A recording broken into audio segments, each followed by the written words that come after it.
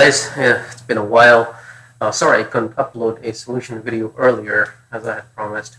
I had some technical issues with the graphics card, but I'm back up and running, and I'm a couple of weeks behind. But I'm going to start with some solutions, and this one I had a few questions about this particular question that generated some interest in some friendly conversations. I had quite a few people ask me, there is no relationship between the area and the perimeter of a circle. And they said you cannot get the perimeter from an area, and that is partly correct. But the question is asking what could be its perimeter. Now, there is a relationship between area and perimeter, and I was quite frankly surprised. I had somebody link me to this.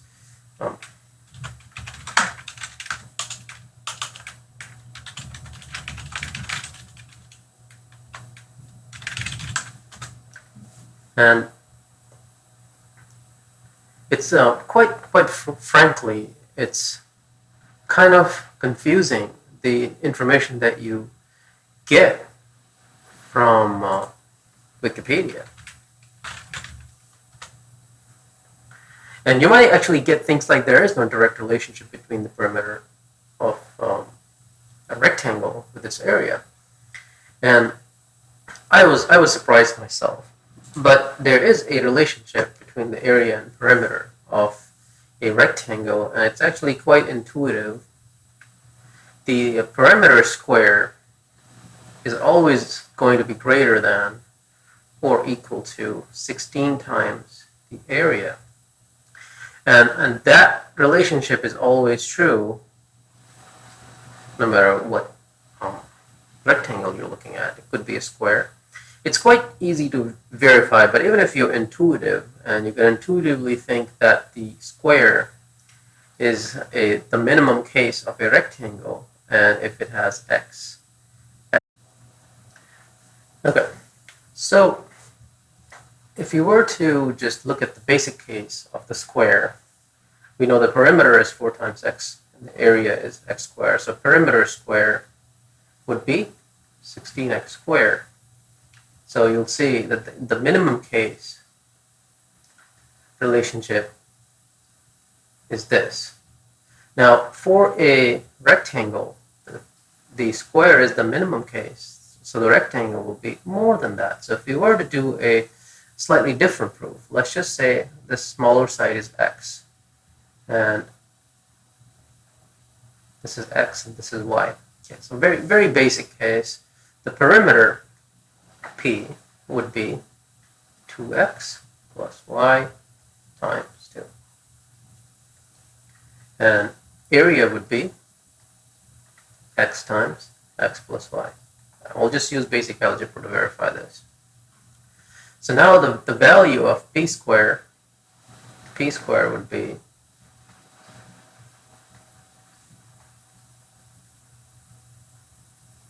4x squared plus y squared plus 4xy.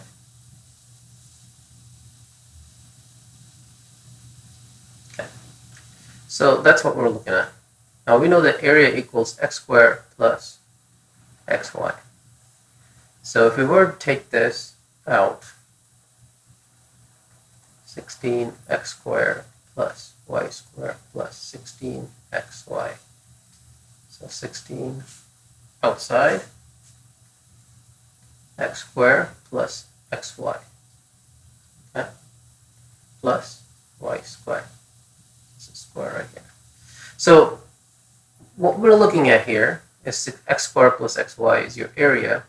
So this equation turns into 16 area plus y squared. Okay, so we know that from basic algebra that y squared is always going to be a positive number. So the perimeter will always be, the perimeter square will always be greater than 16a. So that is the most basic way of determining that. There are other more scientific, more detailed methods, but this is the easiest, simplest proof you could give that y squared is always going to be a positive quantity because it's a square of a positive number greater than 0 or 0. So that's how we can establish that there is a relationship between the perimeter and the area of a rectangle. So that's how. Now this kind of question, it's pretty tricky.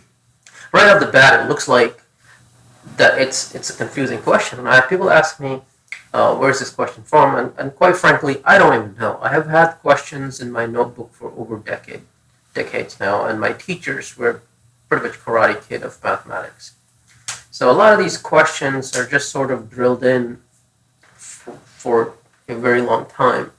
And you will see these kind of questions on like tests like IITs or SAT-2s, maybe even SAT-1s. Perimeter and area questions are quite common. And this is the most basic you can get with perimeter and area of a rectangle. And it's tricky. Quite frankly, you look at it and it's not as intuitive to solve for many people, which is why I put this question out. And now you know how to solve it.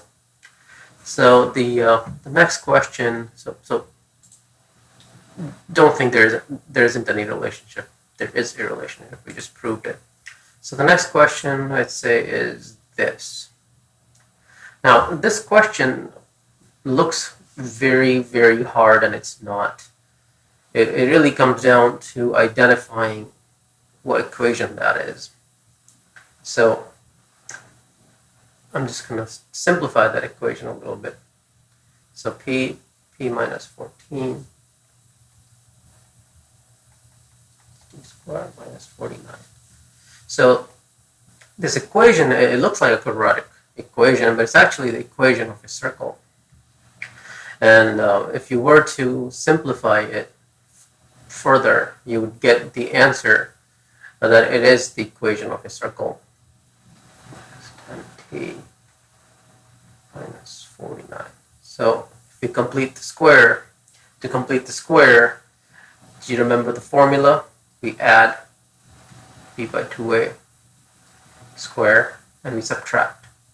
So then we can complete the square, p squared minus 14p here. I'm still a little slow today. So we're going to add b by 2a whole square, so that would be 7. So we're adding and subtracting 7 squared from this, so it doesn't change the balance of the equation. And this side.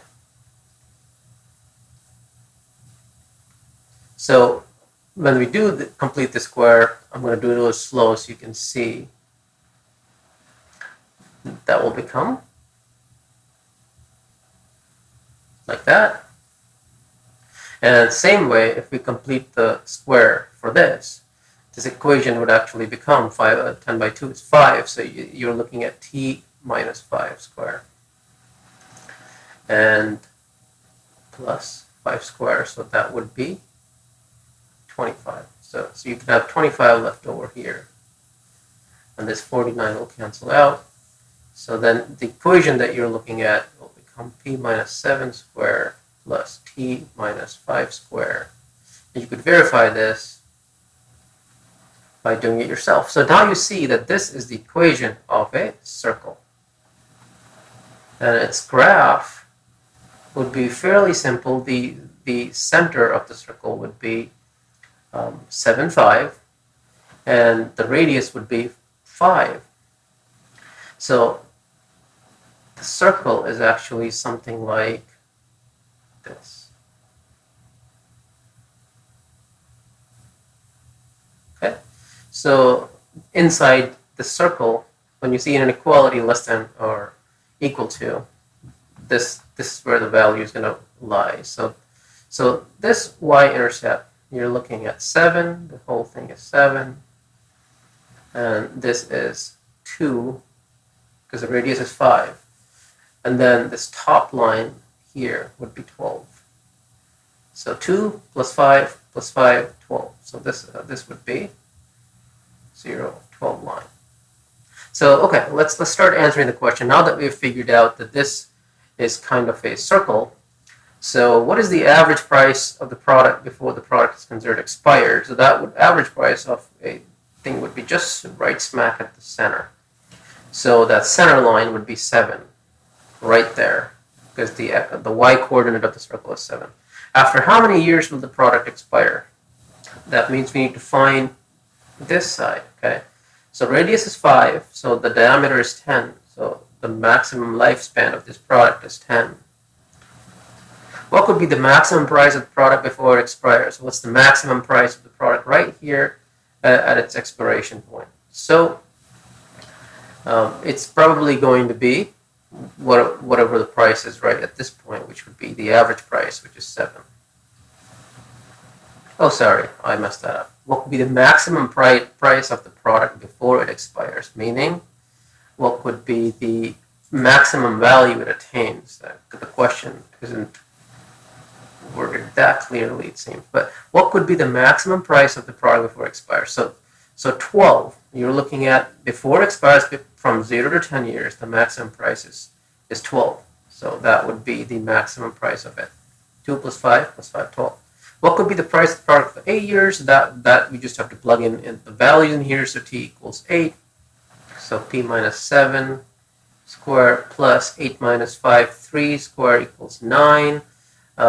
Let's, for simplicity's sake, do equals 25. So p minus 7 squared equals 16.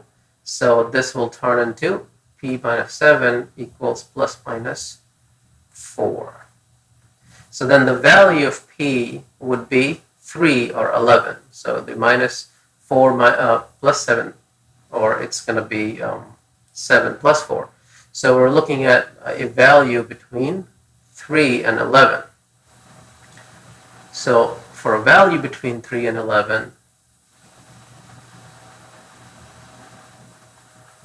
in this case, we only have this scenario right here.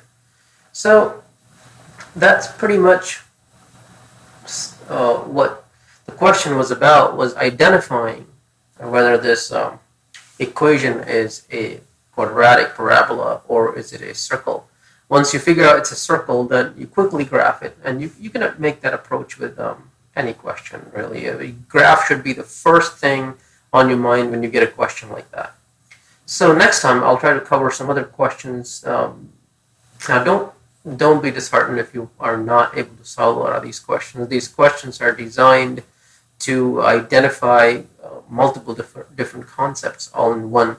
And the purpose of these questions is so that you understand the concepts from their core. And in the book that I'm writing, I'm co-authoring it with my brother. It's the concepts of conceptual mathematics, and I'm going to be discussing a lot of these problems in my book, where the solution is kind of out of the box, but not really. It just has multiple different concepts all in one, and that's what my goal is. It's not about acing some test. You have to, especially now with all the colleges, they are going optional or even thinking about doing their own tests. So who knows what kind of tests we're going to be presented in the future. So it's better to be prepared. Thank you. Thank you for watching.